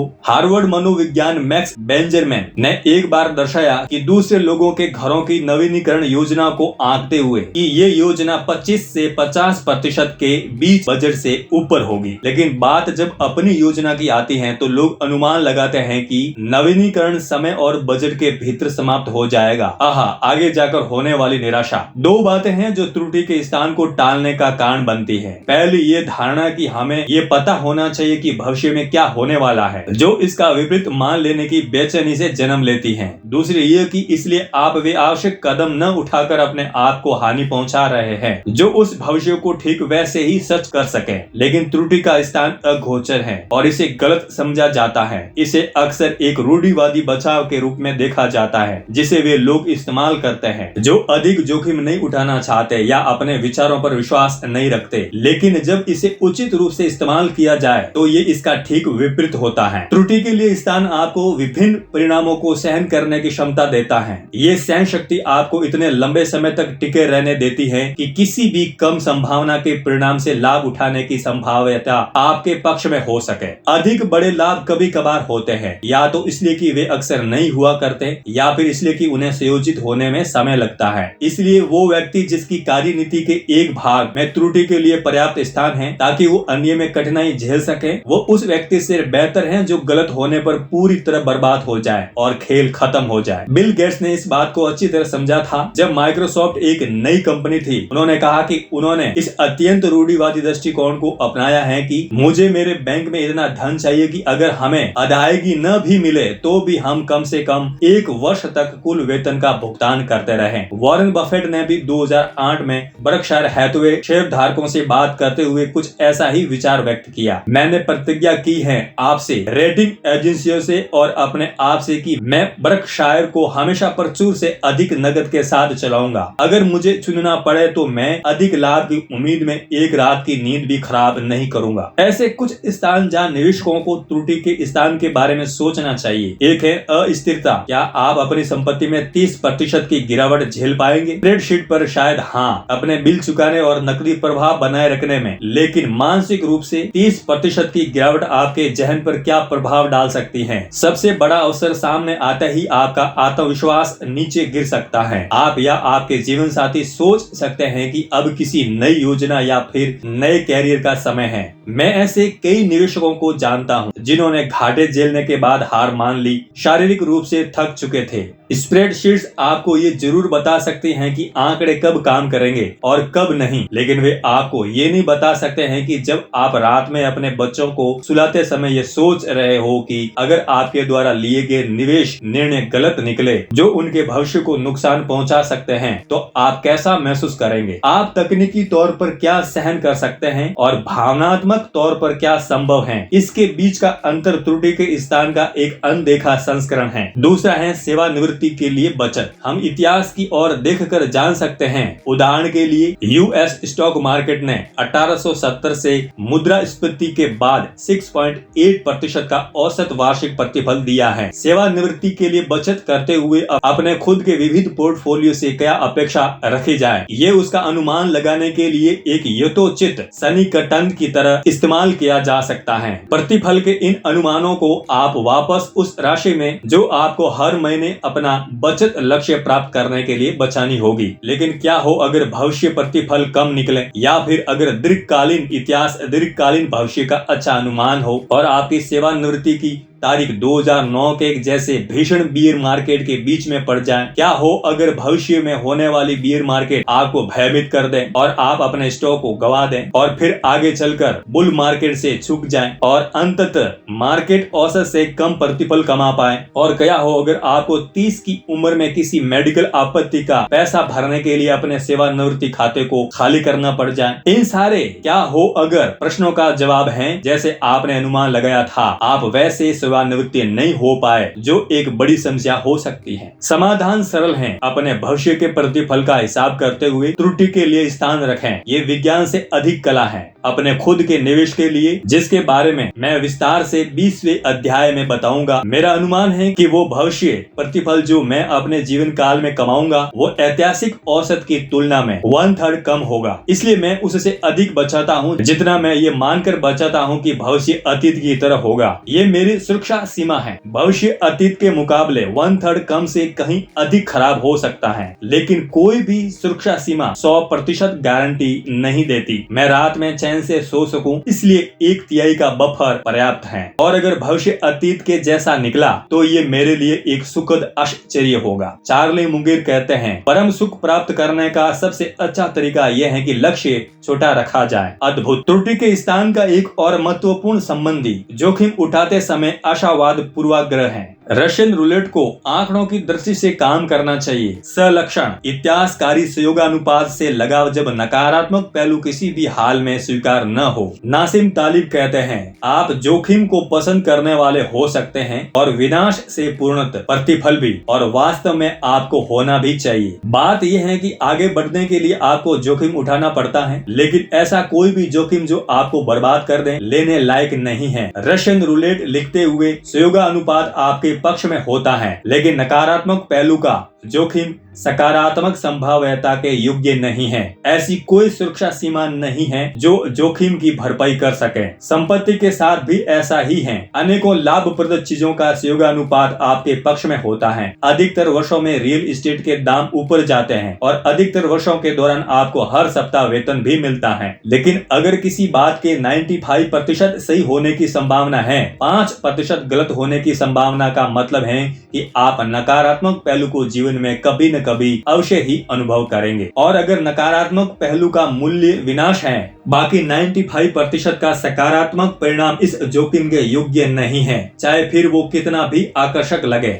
लिवरेज यहाँ पर दोषी है। लिवरेज यानी अपनी संपत्ति को आगे ले जाने के लिए ऋण लेना नित्य जोखिम को विनाशकारी बना देता है। खतरा ये है कि कई बार तर्कसंगत आशावाद अपनी आड़ में विनाश की संभावना को छुपाए रखता है। फलतः हम जोखिम को बाकायदा कम आंकते हैं। आवास मूल्य में पिछले दशक में 30% की गिरावट आई। कुछ कंपनियां ऋण का भुगतान नहीं कर पाई। ये पूंजीवाद है। ऐसा होता है, लेकिन जिसके पास लिवरेज था उन्हें दोहरा विनाश झेलना पड़ा। वे न सिर्फ दिवालिया हुए बल्कि बर्बाद होने के कारण ने वापस उठ खड़े होने और सही अवसर का लाभ उठाने की हर संभावना संभावना को मिटा दिया। एक ऐसा गृह स्वामी जो 2009 में पूरी तरह बर्बाद हो गया, उसके 2010 की कम गिरवी दर का लाभ उठाने की कोई संभावना ही नहीं थी। लहमन भ्राता 2009 के सस्ते ऋण में निवेश कर ही नहीं सकते थे, उनका काम तमाम हो चुका था। इसे समझने के लिए मैं अपनी खुद की संपत्ति को डंबल के रूप में देखता हूँ। एक भाग के साथ मैं जोखिम उठाता हूँ और दूसरे के बारे में मैं भयभीत रहता हूँ। ये असंगत नहीं है, लेकिन संपत्ति का मनोविज्ञान आपको ये मानने के लिए तत्पर करेगा कि यही है। मैं सिर्फ इस बात को निश्चित करना चाहता हूँ कि मैं अपनी जोखिम की अदायगी देखने तक बना रहूं। सफल होने के लिए आपको टिके रहना जरूरी है। मैं वो बात फिर से दोहराना चाहूंगा जो इस किताब में पहले भी कही जा चुकी है। आप जो करना चाहें, जब करना चाहें, जब तक करना चाहें, इसकी क्षमता अनंत रूप से निवेश पर प्रतिफल प्रदान करती है। आप जो होने की उम्मीद करते हैं, त्रुटि का स्थान उसके चारों ओर की सीमा को बढ़ाने से कहीं अधिक करता है। ये आपको ऐसी चीजों से सुरक्षित करने में भी सहायता करता है जिनकी आप कल्पना भी नहीं कर सकते और जो अत्यधिक कष्टप्रद घटनाएं हो सकती हैं। द्वितीय विश्व युद्ध में स्टालिनग्राद की लड़ाई इतिहास की सबसे बड़ी लड़ाई थी। इसके साथ ही लोगों के जोखिम झेलने की अनेकों चौंका देने वाली कहानियां भी सामने आई। इनमें से एक 1942 में सामने आई, जब एक जर्मन टैंक यूनिट शहर के बाहर घास के मैदान में रिजर्व तौर पर खड़ा था।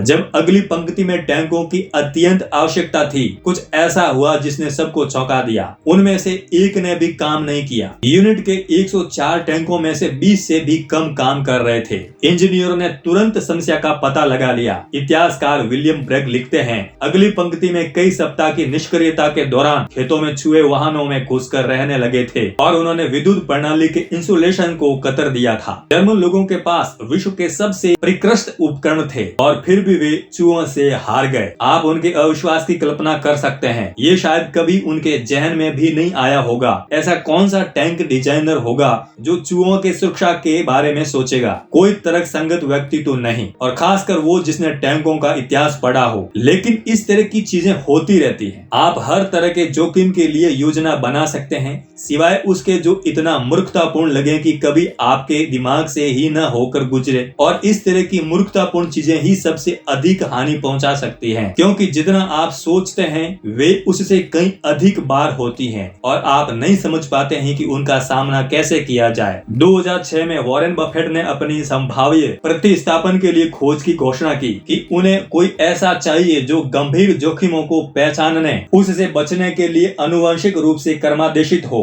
साथ ही वे जोखिम भी जो पहले कभी सामने न आए हो। मैंने ये कौशल ऐसे कई स्टार्टअप में देखा है जिन्हें मेरी कंपनी कोलैबोरेटिव फंड ने समर्थन दिया है। किसी भी संस्थापक से उन जोखिमों की सूची बनाने को कहिए जिसका वे सामना करते हैं और सामान्य जोखिम ही बताए जाते हैं। लेकिन एक स्टार्टअप को चलाने के लिए अनुमानित संघर्षों के अलावा या ऐसी कुछ समस्या है जिसका सामना हमने अपने पोर्टफोलियो कंपनियों में किया है। नंबर 1, पानी के पाइप फटने से कंपनी का कार्यालय पानी के भराव से नष्ट हो गया। नंबर 2, एक कंपनी के कार्यालय में 3 बार चोरी हुई। नंबर 3, एक कंपनी को उसकी उत्पादन इकाई से बाहर निकाल दिया गया। नंबर 4, एक स्टोर को इसलिए बंद कर दिया गया क्योंकि एक ग्राहक ने स्वास्थ्य मंत्रालय को फोन करके ये शिकायत दर्ज की कि एक अन्य ग्राहक अपने कुत्ते को साथ लेकर अंदर आया था। नंबर 5, एक अनुदान संचय समारोह के बीच एक कंपनी सीईओ की ईमेल स्पूफ कर ली गई जिस पर उसे सारा ध्यान देना पड़ा। नंबर 6,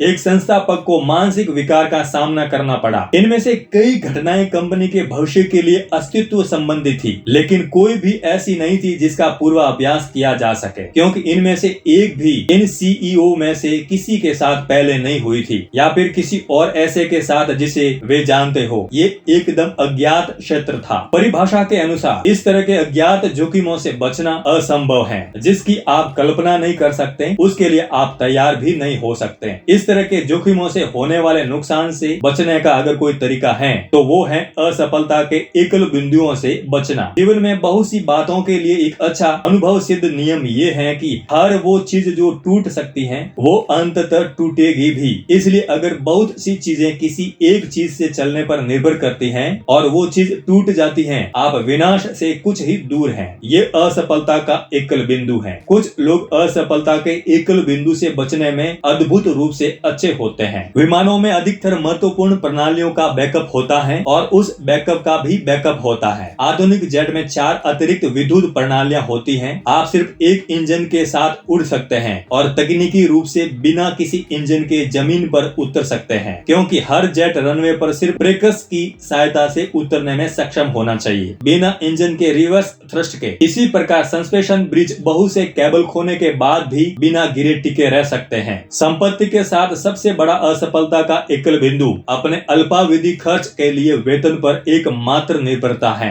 जब आपके पास कोई बचत न हो, आपके वर्तमान के खर्च और भविष्य के खर्च के बीच अंतर बनाने के लिए वो तरकीब जो अक्सर अनदेखी रह जाती है। सबसे धनवान लोगों द्वारा भी वो हमने अध्याय 10 में देखी है। ये समझना कि हमें बचत करने के लिए किसी विशेष कारण की आवश्यकता नहीं होती। कार, घर या सेवानिवृत्ति के लिए बचत करना ठीक है, लेकिन साथ ही ये भी उतना ही महत्वपूर्ण है कि उन चीजों के लिए बचत की जाए जिनका आप अनुमान नहीं लगा सकते हैं या जिन्हें बुझ नहीं सकते। खेत के चूहों का वित्तीय समकक्ष। इस बात का पूर्व अनुमान लगाना कि आप उतनी बचत को कैसे खर्च करेंगे, ये मानकर चलना कि आप एक ऐसी दुनिया में रहते हैं जहां आप ठीक तरह से जानते हैं कि भविष्य में आपका खर्च कितना होगा, जो कोई नहीं जानता। मैं बहुत बचत करता हूं और मैं नहीं जानता कि भविष्य में मैं इसे कहां खर्च करूंगा। कुछ ऐसे वित्तीय योजना जो सिर्फ ज्ञात जोखिम को ध्यान में रखती हैं, उनमें वास्तविक संसार में टिके रहने के लिए पर्याप्त सुरक्षा सीमा होती है। वास्तव में हर योजना का सबसे महत्वपूर्ण भाग तब के लिए योजना बनाना है जब आपकी योजना काम न करे। अब आइए मैं आपको दिखाता हूँ ये आप पर कैसे लागू होता है। चैप्टर 14, आप बदलेंगे। दीर्घकालीन योजना जितनी प्रतीत होती है उससे अधिक कठिन होती है, क्योंकि समय के साथ लोगों के लक्ष्य और कामनाएं बदल जाते हैं। मैं एक ऐसे दोस्त के साथ बड़ा हुआ जो न तो विशेषाधिकार रखता था और न ही स्वाभाविक ज्ञान, लेकिन वो सबसे मेहनती इंसान था जिसे मैं जानता था। ऐसे लोगों के पास सिखाने को बहुत कुछ होता है, क्योंकि वे सफलता के मार्ग के चप्पे चप्पे की सच्ची समझ रखते हैं। एक किशोर के रूप में उसके जीवन का लक्ष्य और सपना डॉक्टर बनना था। ये कहना कि सहयोग उसके प्रतिकूल था, उदार होगा। उस समय कोई भी बुद्धिमान व्यक्ति इसे संभव न समझता, लेकिन वो कोशिश करता रहा और अपने सहपाठियों से 1 दशक अधिक की उम्र में वो फलस्वरूप डॉक्टर बन गया। जब आप अभाव से शुरू करके अपना रास्ता बनाते हुए मेडिकल स्कूल के शीर्ष पर पहुंच जाते हैं और सभी बाधाओं के विरुद्ध एक महान व्यवसाय प्राप्त कर लेते हैं, तो कितनी संतृप्ति मिलती है। मैंने उससे कुछ साल पहले बात की। ये वार्तालाप कुछ इस तरह हुआ। मैं, इतने समय बाद तुम कैसे? वो, एकदम खराब कैरियर। मैं, हा, वैसे वो एकदम खराब कैरियर है यार। ये 10 मिनट तक चलता रहा।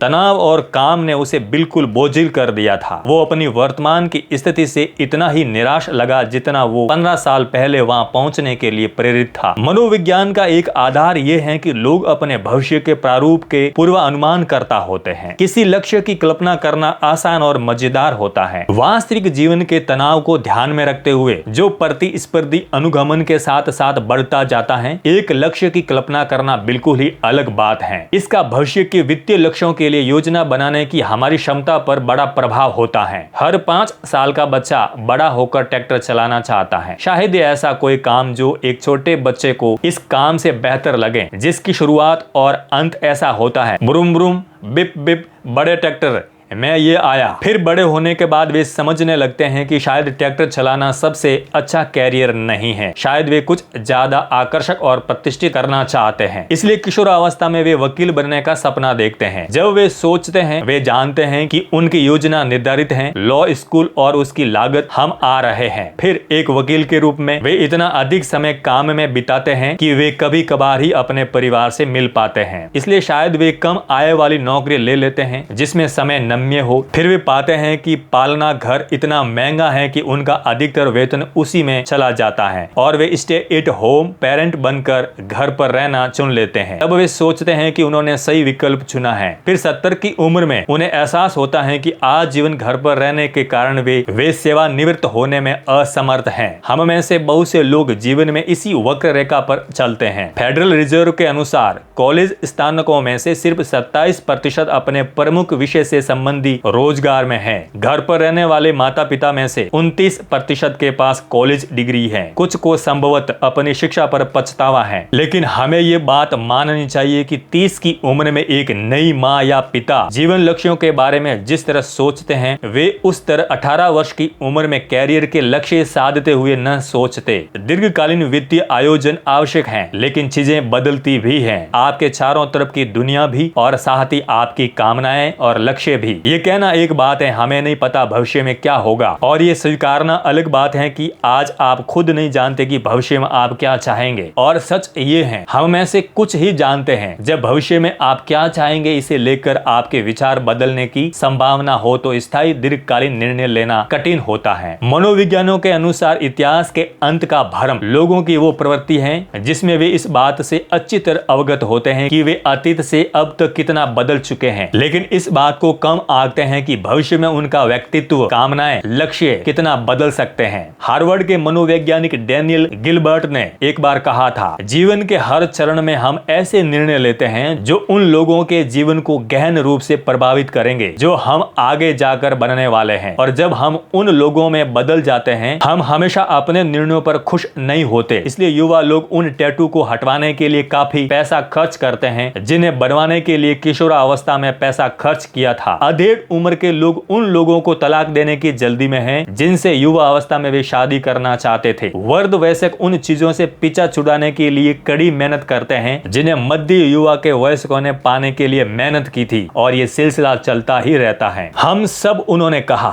एक ऐसे भ्रम को साथ लेकर चल रहे हैं। ये भ्रम है कि इतिहास, हमारा व्यक्तिगत इतिहास बस हाल ही में खत्म हुआ है, कि हम बस अभी वो बने हैं जो हमें हमेशा से बनना था, जो हम अपने शेष जीवन में भी बने रहेंगे। हम कभी भी ये सबक नहीं सीखते। गिलबर्ट का शोध दर्शाता है कि 18 वर्ष से 68 वर्ष की आयु तक लोग कैसे इस बात को कम आंकते हैं कि वे भविष्य में कितना बदलने वाले हैं। आप देख सकते हैं कि इस कारण कोई भी दीर्घकालीन वित्तीय योजना कैसे प्रभावित हो सकती है। चार्ली मुंगेर कहते हैं कि कंपाउंडिंग का पहला नियम ये है कि बिना किसी कारण के इसे बाधित न किया जाए। लेकिन आप संपत्ति की योजना को कैसे बाधित न करें जब कैरियर, निवेश, खर्च, बजट इत्यादि जो भी आपको जीवन में चाहिए वो बदलता रहता है। ये कठिन है। रोनाल्ड रीड, धनवान जैनिटर जिनके बारे में हमने पहले बात की है, और वॉरेन बफेट जैसे लोगों के इतना सफल होने का एक कारण ये है कि वे एक ही काम को दशकों तक करते रहे, जिससे कंपाउंडिंग में स्वच्छंद बढ़ोतरी होती रही। लेकिन हम में से बहुत से लोग जीवन काल में इतना अधिक बदलते हैं कि हम एक ही काम को दशकों तक नहीं करना चाहते या फिर उसके जैसा कुछ भी। इसलिए 80 साल के एक जीवन काल के बजाय हमारी संपत्ति के पास शायद 20 वर्ष के 4 अलग अलग खंड होते हैं। मैं ऐसे युवा लोगों को जानता हूँ जो कम आय के साथ सादा जीवन बिताते हैं और वे इसमें खुश भी हैं, जो एक विलासी जीवन की कीमत चुकाने के लिए दिन रात काम करते हैं और ऐसा करने में पूरी तरह से खुश हैं। पहला, परिवार को पालने और सेवानिवृत्ति की बचत की असमर्थता का जोखिम उठाता है, और दूसरा इस पछतावे का कि उसने अपनी युवा अवस्था एक क्यूबिकल में गुजार दी। इस समस्या का कोई आसान समाधान नहीं है। एक 5 साल के बच्चे से कहकर देखिए कि उसे ट्रैक्टर चलाना नहीं बल्कि एक वकील बनना चाहिए, और वो अपने रोम रोम से इसका विरोध करेगा। लेकिन ऐसी 2 बातें हैं जिन्हें ध्यान में रखना आवश्यक है जब आप वे वित्तीय निर्णय ले रहे हो जो आपके मुताबिक दीर्घकालीन है। नंबर 1, हमें वित्तीय आयोजन की चरम सीमाओं से बचना चाहिए। ये मान लेना कि आप कम आय के साथ खुश रहेंगे या अधिक आय पाने के लिए दिन रात की मेहनत चुनना इस बात की संभावना को बढ़ा देता है कि एक दिन आप खुद को पछताते हुए पाएंगे। इतिहास के अंत के भ्रम का ईंधन ये है कि लोग अधिकतर परिस्थितियों के सामंजस्य स्थापित कर लेते हैं। इसलिए चरम सीमा की योजना के लाभ कुछ भी न होने की सादगी या सब कुछ पाने का रोमांच कम हो जाते हैं। लेकिन इन चरम सीमाओं के नकारात्मक पहलू, सेवानिवृत्ति में समर्थ न हो पाना या फिर एक ऐसे जीवन की ओर पलट कर देखना जो नोटों के पीछे दौड़ते गुजर चिरस्थायी दुखदाई पछतावा बन जाते हैं। पछतावा तब अधिक दुखदाई होता है जब आप पिछली योजना को छोड़कर विपरीत दिशा में दोगुनी गति से दौड़े, खोए हुए समय की भरपाई करने के लिए। कंपाउंडिंग तब सबसे अच्छे से काम करती है जब आप किसी योजना को विकसित होने के लिए वर्षों या दशकों का समय दें। ये सिर्फ बचत के लिए ही नहीं बल्कि कैरियर और रिश्तों के लिए भी उतना ही सच है। सहनशीलता ही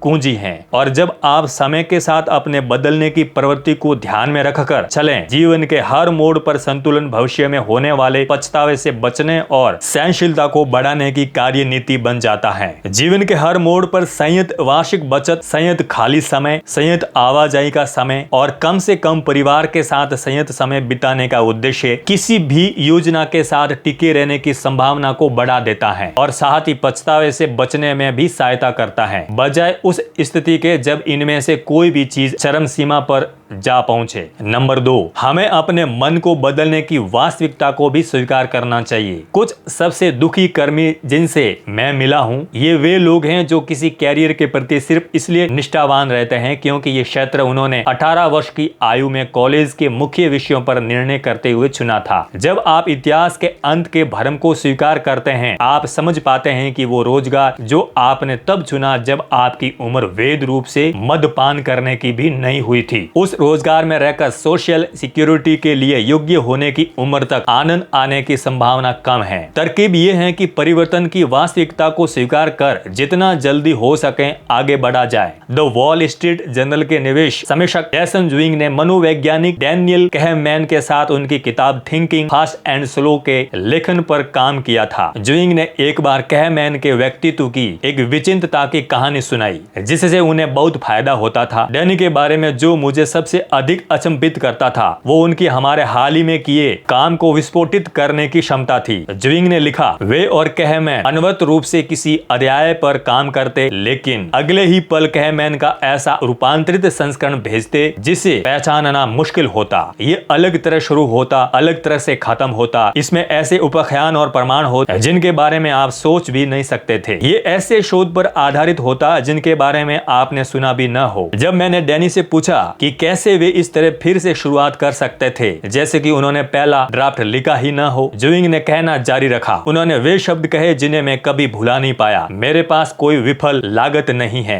विफल लागत निर्णयों को अतीत के प्रयासों से जोड़ना जिनका प्रतिदान नहीं हो सकता। ऐसे संसार में एक दानव के समान है जहां लोग समय के साथ बदलते रहते हैं। वे हमारे भविष्य के अस्तित्व को अतीत से भिन्न अस्तित्व का कैदी बना देते हैं। ये उसी समान है जैसे कोई अजनबी आपके लिए आपके जीवन के बड़े निर्णय ले रहा हो। ये स्वीकार करना कि वे वित्तीय निर्णय जो तब के लिए जब आप एक अलग व्यक्ति थे उन्हें जीवन रक्षक की सहायता से घसीटने के बजाय बेदर्दी से पीछे छोड़ देना भविष्य में आने वाले पछतावे से बचा सकता है। और जितनी जल्दी ये किया जाए उतनी ही जल्दी आप कंपाउंडिंग की ओर लौट सकते हैं। आगे चलिए कंपाउंडिंग के प्रवेश शुल्क के बारे में बात करते हैं। चैप्टर 15, कुछ भी मुफ्त नहीं होता। हर चीज का एक मूल्य होता है लेकिन हर मूल्य लेबल पर नहीं छपा होता। हर चीज का एक मूल्य होता है और संपत्ति संबंधी अधिकतर चीजों के लिए कुंजी उनके मूल्य को जानना और उसे चुकाने के लिए इच्छुक होना है। समस्या ये है कि अधिकतर चीजों का मूल्य तब तक स्पष्ट नहीं होता जब तक हम खुद उनका अनुभव न कर लें। जब बिल अतिदेय हो।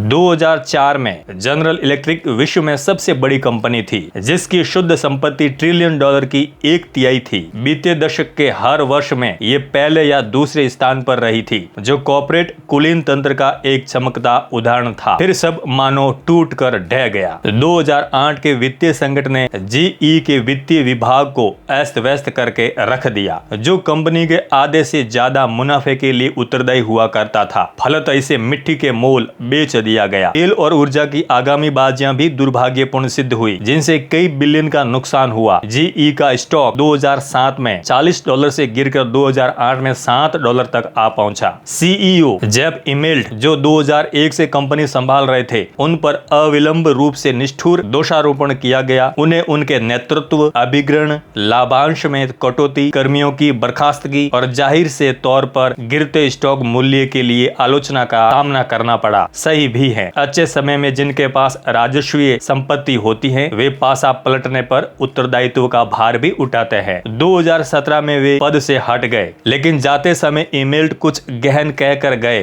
अपने उन आलोचकों को जवाब देते हुए जिन्होंने उन्हें गलत ठहराया था और कहा था कि उन्हें जो करना चाहिए था वो प्रत्यक्ष था। इमिल्ट ने अपने कर्मानुयायी से कहा, हर काम तब तक आसान नजर आता है जब तक आप उसे न कर रहे हो, क्योंकि अखाड़े में खड़े व्यक्ति के संघर्ष भीड़ में खड़े लोगों के लिए अदृश्य होते हैं। विस्तार, अल्पावधि निवेशक, नियामक, यूनियन, दीर्घ स्थायी दफ्तरशाही की परस्पर विरोधी मांगों का सामना करना न सिर्फ कठिन है बल्कि समस्याओं की तीव्रता को तब तक समझा नहीं जा सकता जब तक आप खुद उनका सामना न करें। इमिल्ट का कर्मानुयायी जो सिर्फ 14 महीने तक टिका, उसने भी ये बात सही तरह समझ ली। बहुत सी चीजें सिद्धांत की तुलना में प्रयोग में अधिक कठिन होती हैं। कई बार ऐसा इसलिए होता है कि हम अति विश्वासी हो जाते हैं। अधिकतर बार हम सफलता के मूल्य को सही तरह नहीं आंक पाते और इसी कारण हम इसे चुकाने में भी सक्षम नहीं हो पाते। 2018 तक 50 वर्ष के अंतराल में S&P में 119 गुना की वृद्धि हुई। आपको करना बस ये था कि आराम से बैठकर अपनी संपत्ति की कंपाउंडिंग होने दें। लेकिन जाहिर सी बात है, सफल निवेश आसान ही नजर आते हैं जब उसे आप खुद न कर रहे हो। स्टॉक लंबे समय तक रोक कर रखिए। आप अक्सर सुनेंगे ये अच्छी सलाह है, लेकिन आप ये कैसे जानिए कि जब स्टॉक में गिरावट आ रही हो तो लंबे समय वाला दृष्टिकोण बनाए रखना कितना कठिन होता है। हर योग्य चीज की तरह सफल निवेश भी एक मूल्य की मांग करता है, लेकिन इसकी मुद्रा डॉलर या सेंट नहीं है। ये है अस्थिरता, भय, शंका, अनिश्चितता और पछतावा। वे सभी जिन्हें अनदेखा करना आसान है जब तक आप वास्तविकता में उनका सामना न करें। ये समझने की असमर्थता कि निवेश का भी मूल्य होता है हमें बिना कुछ किए कुछ पाने के लिए लुभा सकती है और किसी दुकान से सामान चुराने की तरह शायद ही कभी इसका अंत भला होता है। मान लीजिए आपको एक नई कार चाहिए जिसकी कीमत $30,000 है। आपके पास 3 विकल्प है। नंबर 1, इसके लिए $30,000 का भुगतान करें। नंबर 2, एक सस्ती इस्तेमाल हुई कार ढूंढे। या 3, इसे चुरा ले। इस मामले में 99% लोग तीसरे विकल्प से बचना जानते हैं, क्योंकि एक कार चुराने का परिणाम लुभाव पर भारी पड़ जाता है। लेकिन मान लीजिए कि आप अगले 30 वर्षों में 11% वार्षिक प्रतिफल कमाना चाहते हैं, जिससे आप शांतिपूर्वक सेवानिवृत्त हो सके। क्या ये पारितोषिक मुफ्त में मिलता है? बिल्कुल नहीं। दुनिया कभी भी इतनी अच्छी नहीं होती। हर चीज का एक मूल्य होता है और इसे चुकाना पड़ता है। इस मामले में ये मार्केट का एक कभी खत्म न होने वाला उपहास है, जो बड़े प्रतिफल देती तो है, फिर उतनी ही जल्दी उन्हें ले भी लेती है। लाभांश मिलाकर 2050 से 2019 के बीच डाउ जोन्स इंडस्ट्रियल एवरेज ने 11% का वार्षिक प्रतिफल दिया, जो बहुत बढ़िया है। लेकिन इस अंतराल में सफलता का मूल्य भयंकर रूप से अधिक रहा। मार्केट प्रतिफल का मूल्य ये होता है, ये शुल्क है, ये प्रवेश शुल्क है और ये काफी पीड़ा पहुंचाता है। अन्य उत्पादों की ही तरह जितना बड़ा प्रतिफल होगा उतना ही अधिक मूल्य। नेटफ्लिक्स स्टॉक ने 2002 से 2008 के बीच 35,000% का प्रतिफल दिया, लेकिन 94% दिनों में अपने पिछले सर्वाधिक मूल्य से कम पर कारोबार किया। मॉन्स्टर बेवरेज ने 1995 से 2018 के बीच 3,19,000% का प्रतिफल दिया, इतिहास के सबसे अधिक प्रतिफल में से। लेकिन इस अंतराल में 95% समय पिछले सर्वाधिक मूल्य से कम पर कारोबार किया। महत्वपूर्ण पहलू ये है, कार की तरह यहाँ भी आपके पास कुछ विकल्प हैं। अस्थिरता और उथल पुथल को स्वीकार कर आप ये मूल्य चुका सकते हैं, या फिर आप कम अनिश्चितता और भुगतान वाली कोई संपत्ति तलाश सकते हैं, ठीक इस्तेमाल की गई कार की तरह। या फिर आप कार की चोरी की तरह एक बड़ी चोरी का प्रयास कर सकते हैं। प्रतिफल पाने का प्रयत्न करना, इसके साथ आने वाली अस्थिरता से बचते हुए निवेश में अधिकतर लोग तीसरा विकल्प चुनते हैं, एक कार के चोर की तरह। हालांकि वे नेक नियति और कानून के पाबंद होते हैं, वे ऐसे तरकीबें और कार्य नीतियां बनाते हैं जिससे मूल्य चुकाए बिना प्रतिफल पा सके। वे ट्रेड इन और ट्रेड आउट करते हैं। वे अगली मंदी से पहले बेचने और अगले उछाल से पहले खरीदने की कोशिश में लगे रहते हैं। अधिकतर निवेशक थोड़े बहुत अनुभव से भी ये जान जाते हैं कि अस्थिरता आम और सामान्य है। फिर काफी निवेशक अगले कदम के रूप में वो चुनते हैं जो सबसे तर्कशील प्रतीत होता है, इससे बचने का प्रयास करना। लेकिन धन देवता ऐसे लोगों को मान नहीं देते जो बिना मूल्य चुकाए पारितोषिक पाने की कोशिश करते हैं। कुछ कार के चोर शायद बचकर निकल जाएं, कहीं अधिक पकड़े भी जाएं और फिर उन्हें दंड भी दिया जाएगा। निवेश में भी ठीक ऐसा ही होता है। मॉर्निंग स्टार ने एक बार सामरिक म्यूचुअल फंड के प्रदर्शन पर नजर डाली, जिनकी कार्य नीति सही मौके पर स्टॉक और बॉन्ड के बीच अदला बदली करना है, जिससे वे कम जोखिम पर अधिक मार्केट प्रतिफल प्राप्त कर सकें। वे बिना मूल्य चुकाए प्रतिफल पाना चाहते हैं। ये शो 2010 के मध्य से 2011 के के अंत तक के अंतराल पर केंद्रित था। जब यूएस स्टॉक मार्केट में मंदी के डर से घमासान मचा था और S&P 500 में 20% की गिरावट हुई थी, ठीक इसी तरह के वातावरण में सामरिक फंड काम करते हैं। ये उनका जगमगाने का समय था। मॉर्निंग स्टार की गिनती के अनुसार इस अंतराल के दौरान 112 सामरिक म्यूचुअल फंड थे। इनमें से मात्र 9 के प्रतिफल जोखिम समायोजित और बेहतर थे, बजाय साधारण 60 से 40 स्टॉक बॉन्ड फंड के। 1/4 से कम सामरिक फंड में सूचकांक से छोटी उच्चतम गिरावट थी। मॉर्निंग स्टार ने लिखा, कुछ अपवादों के अलावा ने कम लाभ प्राप्त किया, अधिक अस्थिर रहे और जोखिम के उतना ही अधीन थे जितना हैंड्स ऑफ फंड। बहुत से वैयक्तिक निवेशक निवेश करते समय इस बात में आ जाते हैं। मॉर्निंग स्टार के अनुसार औसत इक्विटी फंड निवेश ने जिन फंडों में निवेश किया उनमें प्रतिवर्ष आधे प्रतिशत की दर से कमजोर प्रदर्शन किया, जो खरीदने और बेचने का नतीजा था, जबकि उन्हें खरीद कर रोके रखना था। विडंबना यह है कि मूल्य चुकाने से बचने के लिए निवेशकों को 2 गुना मूल्य चुकाना पड़ता है। वापस GE की बात करते हैं। इनकी अनेकों त्रुटियों में से एक पूर्व CEO जैक वेल्च के काल से उत्पन्न होती हैं। वेल्च ये सुनिश्चित करने के लिए प्रसिद्ध हो गए कि प्रति शेयर त्रैमासिक आय वॉल स्ट्रीट के अनुमान को पछाड़ दें। वे ग्रैंड मास्टर थे। अगर वॉल स्ट्रीट के पत्रकार 0.25% प्रति शेयर की अपेक्षा करते तो जैक कुछ भी करके 0.26% प्रदान करते, फिर चाहे व्यवसाय या अर्थव्यवस्था की दशा कैसी भी हो। वे ऐसा आंकड़ों के परिमार्जन से करते थे। ये उधार विवरण है, भविष्य की तिमाही में से लाभ निकालकर वर्तमान तिमाही में जोड़ना, ताकि आज्ञाकारी आंकड़े अपने मालिक को सलाम कर सके। फोर्ब्स ने ऐसे ही दर्जनों उदाहरण में से एक का वर्णन करते हुए कहा, जनरल इलेक्ट्रिक ने लगातार 2 सालों तक लक्ष्य उपायुक्ताओं के बजाय बेनाम वित्तीय सहभागियों को लोकोमोटिव बेचे, जिनसे स्वामित्व के अधिकतर जोखिम को